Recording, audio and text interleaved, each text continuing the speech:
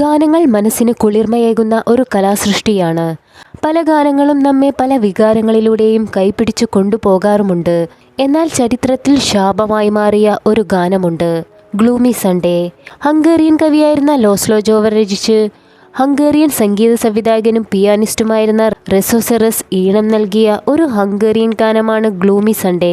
1933 പുറത്തിറങ്ങിയ ഈ ഗാനത്തിനു ശേഷം 1935 മുതൽ ഹംഗേറിയയിലെ നിരവധി ആത്മഹത്യകളുമായി ബന്ധപ്പെട്ട് ഈ ഒരു പാട്ട് പലരും ചർച്ച ചെയ്യാൻ തുടങ്ങി.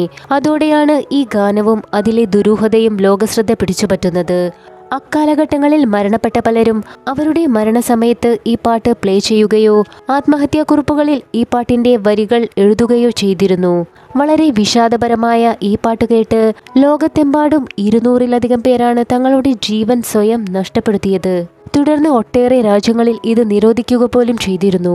1933 ഹംഗേറിയൻ ഭാഷയിലാണിത് പുറത്തിറങ്ങിയതെങ്കിലും 1936 സാം എം ലൂയിസ് എഴുതി ഇതിന്റെ ഇംഗ്ലീഷ് പതിപ്പും പുറത്തിറങ്ങിയിരുന്നു.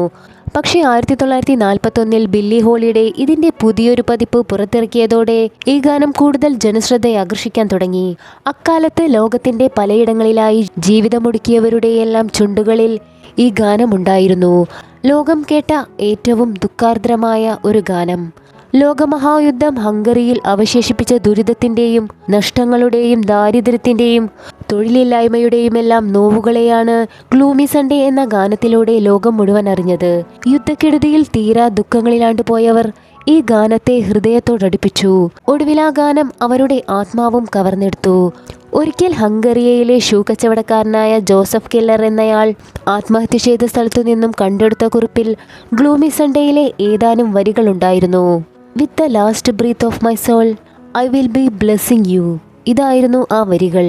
കൂടാതെ 2 ആളുകൾ ഈ പാട്ട് കേട്ടുകൊണ്ടിരിക്കെ വെടിവെച്ച് മരിച്ച സംഭവങ്ങളും ഹംഗറിയയിൽ നിന്നും റിപ്പോർട്ട് ചെയ്യപ്പെട്ടിരുന്നു. അന്നത്തെ പത്രമാധ്യമങ്ങൾ പോലും പിന്നീട് ഇതിനെക്കുറിച്ച് നിരന്തരം വാർത്തകൾ നൽകിക്കൊണ്ടേയിരുന്നു. തുടർന്നാണ് ഈ ഒരു ഗാനത്തിന്റെ പ്രശ്നം ആളുകൾ കൂടുതൽ സീരിയസ് ആയി എടുക്കാൻ തുടങ്ങിയത്. അതോടെ UK-യിലും ഹംഗറിയയിലും ഈ ഗാനം ഗവൺമെന്റ് നിരോധിക്കുകയുണ്ടായി.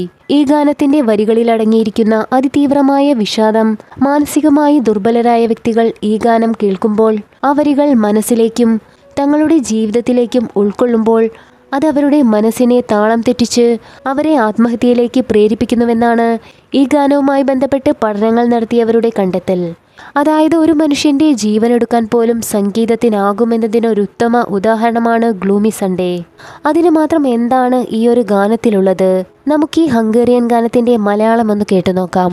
ഇതു ശിശിരം, ഇലകളെല്ലാം കൊഴിയുന്നു, ലോകത്ത് പ്രണയമെല്ലാം മരിച്ചുപോയി, കാറ്റ് വേദന നിറഞ്ഞ കണ്ണുനീരോടെ വിങ്ങുന്നു, എന്റെ ഹൃദയമിനി ഒരിക്കലും ഒരു വസന്തത്തിനു വേണ്ടിയും കൊതിക്കുകയില്ല, എന്റെ കണ്ണീരും ദുഃഖങ്ങളുമെല്ലാം വ്യതയിലായി, ഹൃദയമില്ലാത്ത മനുഷ്യർ അത്യാഗ്രഹികളും ദുഷ്ടന്മാരുമാണ്, പ്രണയം മരിച്ചുപോയി, ലോകമതിന്റെ അവസാനത്തിലെത്തി, പ്രത്യാശയ്ക്കും അർത്ഥം നഷ്ടപ്പെട്ടു, നഗരങ്ങൾ തുടച്ചു മാറ്റപ്പെടുന്നു, ബോംബുകൾ സംഗീതം സൃഷ്ടിക്കപ്പെടുന്നു, പുൽത്തകിടികൾ മനുഷ്യന്റെ രക്തം കൊണ്ട് ചുവപ്പണിയുന്നു, തെരുവുകളെല്ലാം ജഡങ്ങൾ കൊണ്ട് നിറയുന്നു, ഞാനൊരു നിശബ്ദ പ്രാർത്ഥന മന്ത്രിക്കട്ടെ, മനുഷ്യൻ പാപികളാണ്, ദൈവമേ അവർ തെറ്റു ചെയ്യുന്നു, ഈ ലോകം അവസാനിച്ചു, 100 വെള്ള പുഷ്പങ്ങൾ പൂത്തുനിന്ന ഒരു മങ്ങിയ ഞായറാഴ്ച, ഒരു പ്രാർത്ഥനയോടെ നിന്നെ കാത്തു ഞാൻ നിന്നു, ആ ഞായർ ദിവസം സ്വപ്നങ്ങൾ എന്നെ വേട്ടയാടിക്കൊണ്ടിരുന്നു, നിന്റെ അഭാവത്തിൽ എന്റെ ഭാരമേറിയ കണ്ണുകൾ പൊഴിഞ്ഞുകൊണ്ടിരിക്കുന്നു, അന്നു മുതൽ ഞായർ ദിവസം സങ്കടമായി, എന്റെ പാനീയം കണ്ണുനീരും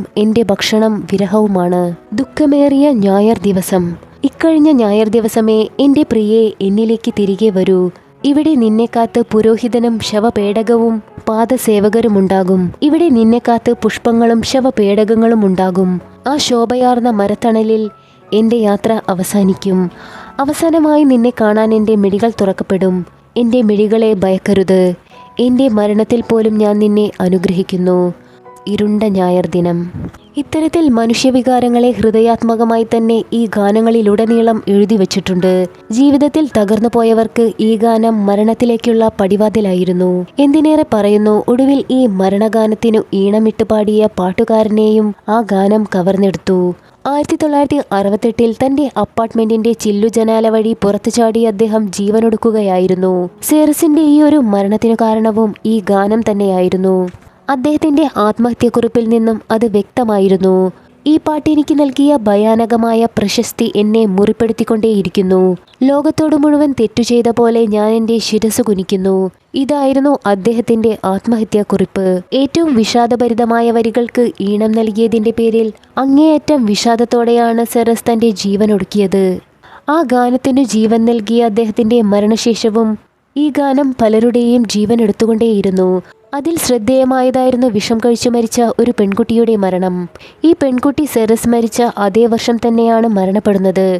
ഈ കുട്ടി അദ്ദേഹത്തിന്റെ കാമുകിയായിരുന്നെന്നും പറയപ്പെടുന്നു. അത് സത്യമാണെങ്കിൽ സെറസിന്റെ ആ പാട്ടിലേക്കും പ്രണയത്തിലേക്കും മരണത്തിലേക്കും പ്രലോഭിപ്പിച്ച അദ്ദേഹത്തിന്റെ പ്രിയങ്കരിയായിരിക്കാം അത്.